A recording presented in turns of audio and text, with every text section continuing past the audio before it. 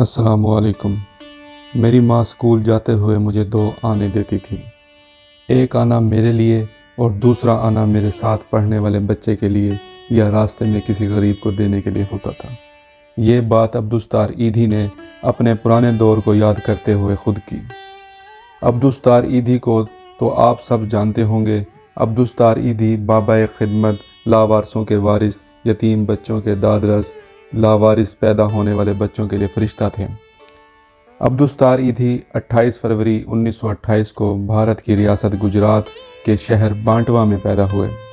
تقسیم ہند کے بعد ایدھی صاحب نے اپنے اہل خانہ کے ساتھ ہجرت کر کے پاکستان کے شہر کراچی کے علاقے میٹھا در میں رہائش پذیر ہوئے۔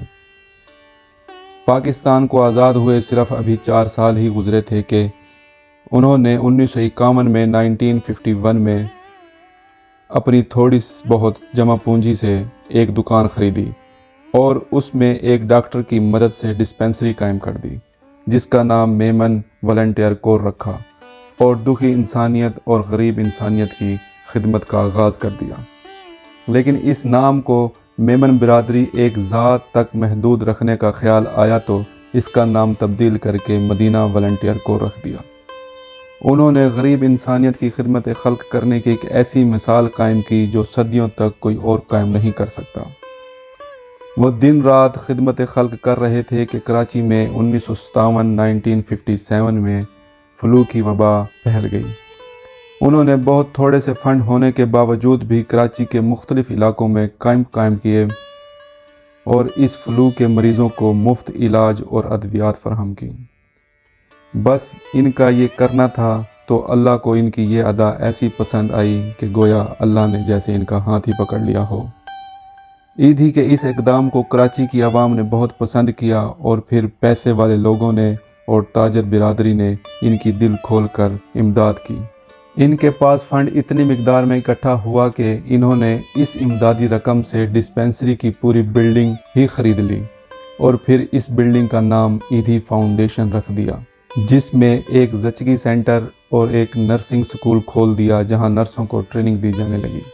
اس کے بعد بھی ایدھی صاحب کے پاس پیسے موجود تھے تو انہوں نے ایک وین خریدی۔ اس وین کو ایمبولنس میں تبدیل کر دیا جو 24 گھنٹے مریضوں کو ہسپتال لانے اور لے جانے کے لیے دستیاب ہوتی تھی۔ اس ایمبولنس کی ڈرائیوری بھی وہ خود ہی کرتے تھے۔ اس طرح ایدھی فاؤنڈیشن کا آغاز ہو گیا۔ پھر اس خدمت خلق کو مزید بڑھانے کی غرض سے ایدھی صاحب نے دنیا کے کئی ممالک کے دورے کیے، جس میں ایران، ترکی، فرانس، یونان اور بلغاریہ شامل ہیں۔ اگر ایدھی فاؤنڈیشن کی خدمات پر نظر ڈالیں تو ایران، ترکی، فرانس، یونان اور بلغاریہ کے دورے کے بعد جیسے ایدھی سینٹر کو پر ہی لگ گئے۔ Guinness book of world record کے مطابق ایدھی سینٹر پوری دنیا میں بالخصوص پاکستان میں جو خدمات سر انجام دے رہی ہے ان میں سے چند ایک یہ ہیں۔ ایدھی ایمبولنس سروس دنیا کی فری سب سے بڑی ایمبولنس سروس ہے جو ایک فلاحی ادارہ چلاتا ہے۔ ایدھی سینٹر کے پاس اس وقت پورے پاکستان میں 1800 سے زائد ایمبولنسز موجود ہیں۔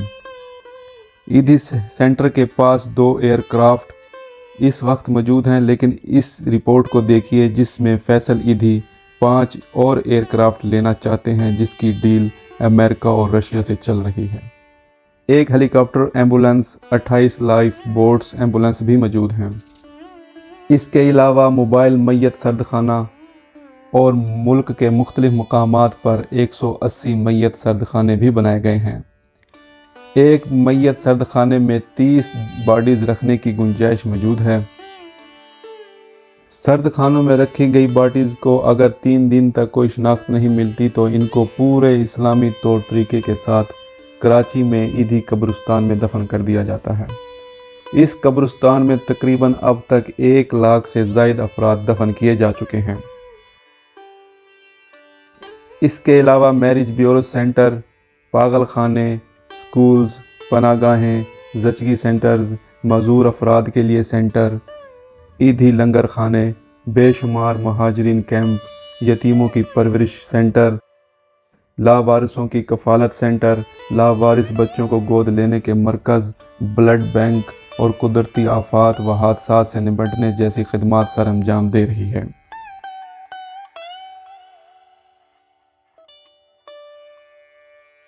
ان خدمات کی وجہ سے ایدھی فاؤنڈیشن کو پاکستان کی سب سے بڑی اور معتبر فلاحی تنظیم مانا جاتا ہے۔ اگر انٹرنیشنل خدمات کی بات کریں تو دنیا بھر کے مختلف ممالک میں ایدھی سینٹر اپنی خدمات سر انجام دے رہی ہے، جن میں افغانستان، ایران، سوڈان، ایتھوپیا شامل ہیں۔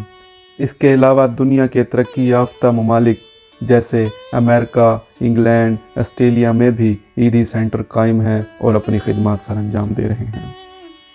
1970 میں خدمت خلق کے جذبے سے سرشار عبدالستار ایدھی نے آزاد امیدوار کی حیثیت سے سیاست میں قدم رکھا تاکہ عوامی خدمات کو مزید بڑھایا جا سکے، لیکن کامیاب نہ ہو سکے، اور پھر 1975 میں ایک مرتبہ پھر انتخابات میں حصہ لیا اور دوسری بار بھی ناکام ہوئے۔ اس کے بعد سے ایدھی صاحب نے ہمیشہ کے لیے سیاست سے کنارہ کر لیا اور اپنی ساری خدمات صرف اپنے فلاحی ادارے ایدھی فاؤنڈیشن سینٹر کے لیے وقف کر دیں۔ اگر ایدھی فاؤنڈیشن عبدالستار ایدھی کے اعزازات کی بات کی جائے تو 1980 کی دہائی میں حکومت پاکستان نے انہیں نشان امتیاز سے نوازا اور پاک فوج نے انہیں شیلڈ آف آنر کا اعزاز دیا۔ 1992 میں سندھ حکومت نے انہیں سوشل سب کوآرڈینیٹ کا اعزاز دیا اور ڈاکٹری ایڈ کی اعزازیہ ڈگری بھی دی۔ انٹرنیشنل سطح پر 1986 میں ایدھی صاحب کو فلپائن نے رومن میگسے ایوارڈ سے نوازا۔ 1993 میں روٹری انٹرنیشنل فاؤنڈیشن کی جانب سے انہیں پاول ہیراس فیلو کے ایوارڈ سے نوازا گیا۔ ان کی زندگی اور جدوجہد انسانیت کی خدمت کے لیے ایک مثال ہے۔ انہوں نے اپنی پوری زندگی کو سادہ طریقے سے بسر کیا۔ وہ اپنے لیے صرف 2 جوڑے کپڑوں کے اپنے پاس رکھتے تھے اور زیادہ تر انہوں نے حادثاتی موت مر جانے والے لوگوں کے کپڑے ہی پہننا پسند کیے۔ انسانیت کے لیے اپنی زندگی وقف کر دینے والے معروف سماجی کارکن اور ایدھی فاؤنڈیشن کے بانی چیئرمین عبدالستار ایدھی نے دنیا کی سب سے بڑی رضاکارانہ فاؤنڈیشن قائم کی، جو آج بھی قائم و دائم ہے۔ عبدالستار ایدھی نے اپنی پوری زندگی کے 65 برس دکھ انسانیت کی خدمت میں گزارے۔ بابا خدمت 8 جولائی 2016 کو گردوں کی تکلیف کے سبب 88 برس کی عمر میں اس جہان فانی سے رخصت فرما گئے۔ ان کی خدمات کے اعتراف میں انہیں مکمل سرکاری اعزاز کے ساتھ سپرد خاک کیا گیا۔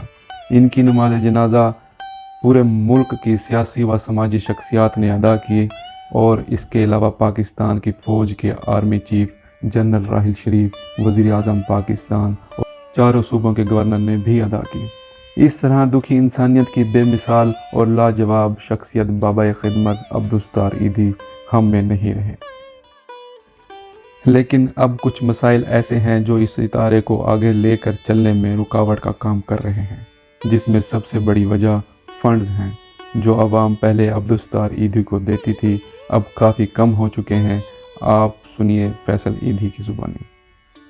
ہمارا چندہ تھا، مطلب انگلینڈ کے اندر، یو ایس اے میں، انگلینڈ کی میں آپ کو صرف مثال دوں تو اب جو ہے وہ ہمارے پاس 50% چندہ جو ہے وہ انگلینڈ میں آتا ہے، جو پہلے آتا تھا ایک سب کے زمانے میں، اس سے 50% آتا ہے، کم ہو گیا۔ پاکستان میں جو ہے وہ کچھ جگہوں پہ کم ہوا، کچھ جگہوں پہ سیم رہا، لیکن 5 سال کے وقفے میں بڑھنا چاہیے تھا، وہ بڑھا نہیں۔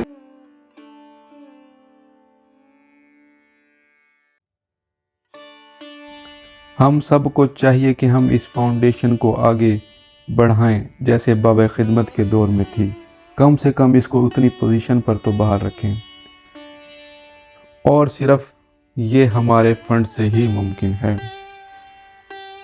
اگر آپ کو یہ ویڈیو اچھی لگی ہو تو آپ ہمارے چینل کو سبسکرائب کرنا مت بھولیں اور اس ویڈیو کو لائک کر کے اپنے دوستوں کے ساتھ شیئر کریں تاکہ ہم ایسی ہی اور ویڈیو بنا کر آپ کے ساتھ شیئر کرتے رہیں۔ ملتے ہیں اگلی ویڈیو میں، جب تک کے لیے اجازت، اللہ حافظ۔